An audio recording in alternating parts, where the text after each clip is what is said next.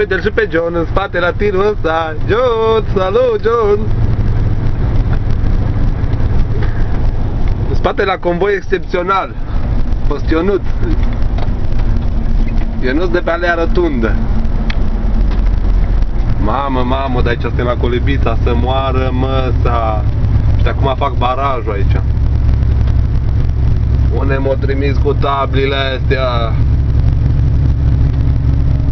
Ce frumos fac ăștia, exact ca la noi. De acolo o să fie noul drum.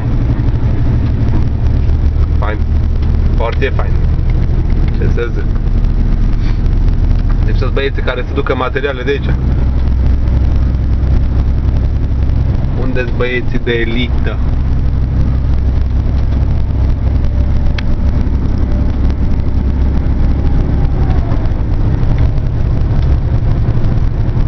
Foarte fain.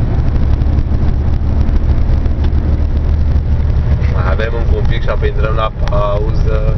Intrăm la bucătărie, la Masterchef. Facem plătite. Luăm niște balastru din astea de aici să le umplem. Că dulceața nu ne place.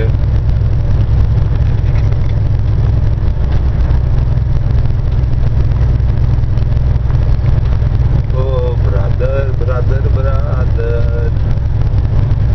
Astăzi mai odinească un pic ăștia muzicanți. Cântat atâta ziua, s-au obosit și ei. Le-o fi sete, le-o fi foame.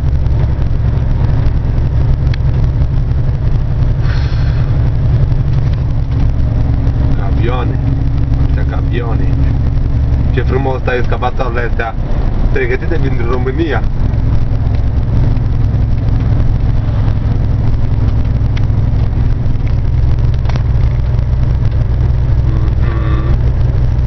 Foarte prieten bun cu antrenorul.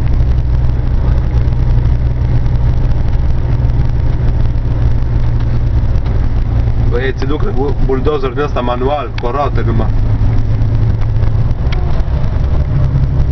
Fac economie la motorină, că e scumpă.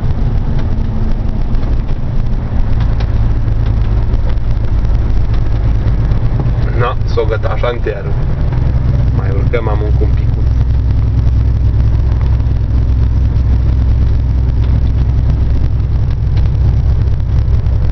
Depășirea interzisă. Dar pe drăcine poate depăși cu 40. Na. Și pe cine? Că nu-i nimeni pe aici. Toată lumea e după Tamaș.